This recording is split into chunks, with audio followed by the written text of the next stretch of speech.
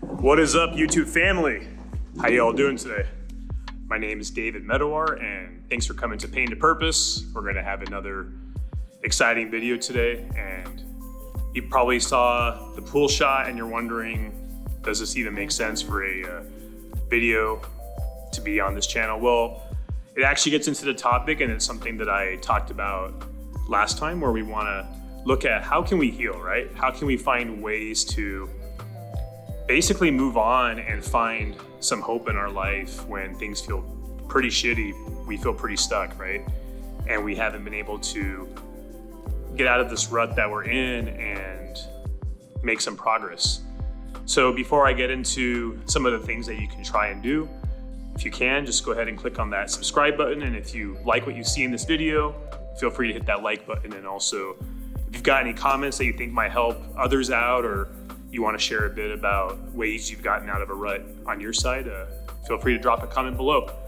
All right, so the first thing we can look at, right, is starting somewhere. You know, life is hard as it is, and maybe you're a hermit, like how I used to be, where you're just stuck at home. You don't even know where to begin. You don't know what kind of hobbies you might like. Maybe your social circle's pretty small.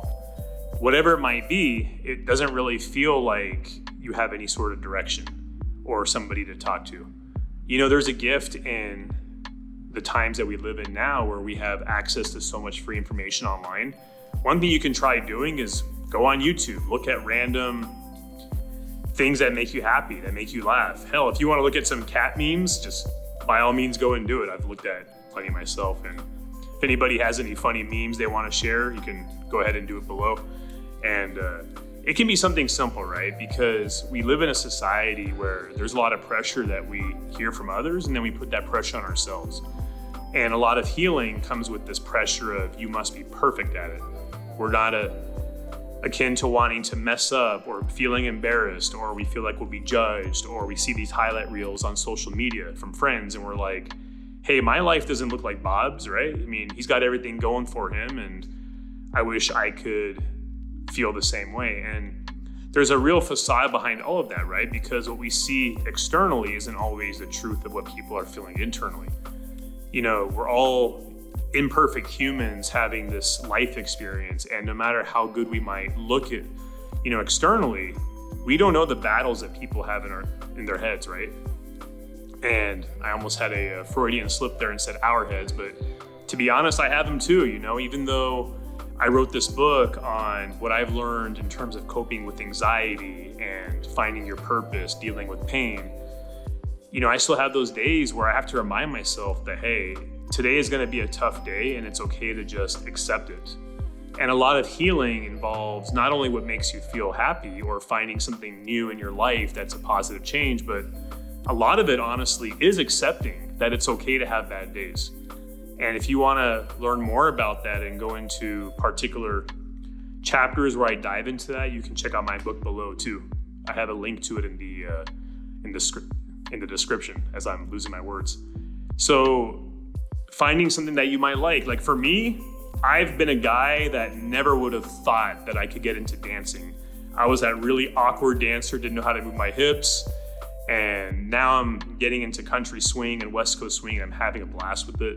I had some friends invite me out, and there was a gift in that because it allowed me to take a small step and go and try out that dance scene, which, to be honest, was a very intimidating scene for me to begin with. And somebody like myself, having had really bad social anxiety in the past, like I'm sure many of you have experienced or are experiencing, it was something that seemed like it would be pretty overwhelming.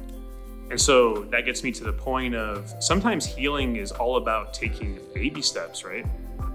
If you're somebody who deals with panic, high anxiety levels, instead of just jumping into something new, take a small step. For example, if you're getting this really strong urge of, hey, I need to go to the gym, I need to go and find this positive new hobby that's good for my body, good for my soul, it might be overwhelming to think to yourself, oh, it's New Year's and I need to make sure that for the whole month of January, I got to eat clean. I got to go to the gym X many times a week. But see, the thing is that we can get stuck in the paralysis of analysis, where when we put these lofty expectations on ourselves, sometimes we end up taking no action, or we will do it and it'll feel unattainable, where now we're just stuck and we're like, you know what, it's gonna be too hard. Maybe what it takes is driving to that gym. You don't have to even commit to walking in the door, but guess what? You drive to the gym, you're already there, and now maybe you have a motivation to go in and just do a 10-minute workout, 15-minute workout. Hell, 5 minutes, it's something, because if you're taking small baby steps and taking action in your life towards healing, you're always gonna be ahead compared to if you're just staying at home, stuck in a rut.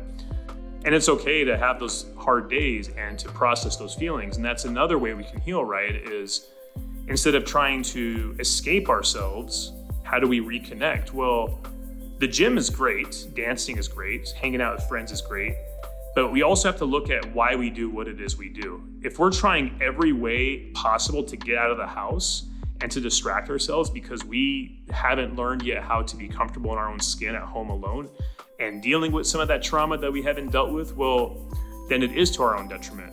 So a big part of healing as well is how do we get comfortable with ourselves?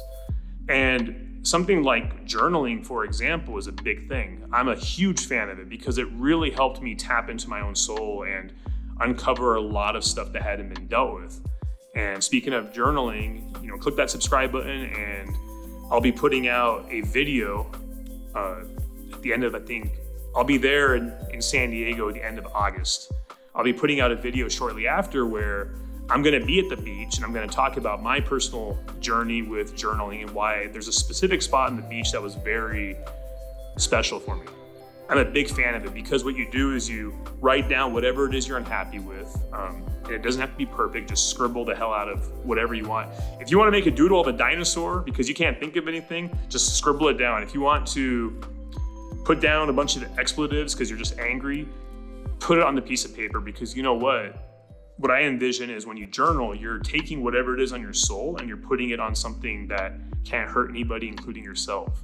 So you can almost envision that it's taking trauma and it's removing it from being compartmentalized on your soul and putting it somewhere else, almost like a transference of this burden. You can envision that as you're scribbling on that paper, and you can write whatever the hell you want. And it doesn't have to be something that you planned. Oh, I need to start writing about this.